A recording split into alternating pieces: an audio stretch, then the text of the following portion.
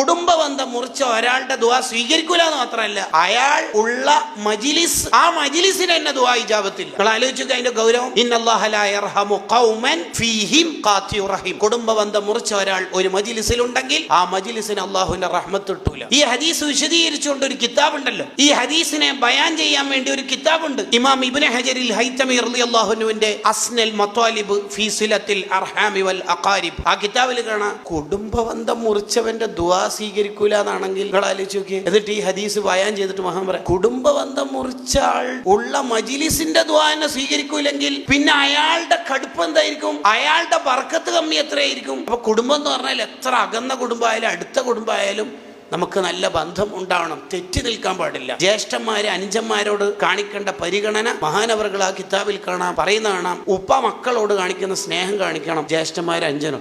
പുതിയ കട തുടങ്ങുന്നു വിചാരിച്ചിട്ട് ഞാൻ സഹായിക്കണമെന്നുണ്ടാകുന്നു, അങ്ങനല്ല. ഇളയമ മൂത്തന്മാരോട് ഉമ്മാന്റെ പരിഗണന കൊടുക്കണം. അൽ ഖാലത്തു ബിമൻസിലത്തിൽ ഉമ്മി സയ്യിദുനാ റസൂലുള്ളാഹി സ്വല്ലല്ലാഹു അലൈഹി വസല്ലം. അൽ ഖാലത്തു ബിമൻസിലത്തിൽ ഉമ്മി, മൂത്തമ്മ ഇളയമ്മമാരോട് നല്ല പരിഗണന ഉണ്ടാവണം. മൂത്താപ്പമാർ ഇളയപ്പമാർ അഥവാ ഉപ്പന്റെ ജ്യേഷ്ഠൻ അനുജൻ അവരോട് ഉപ്പക്ക് കൊടുക്കുന്ന പരിഗണന കൊടുക്കണം.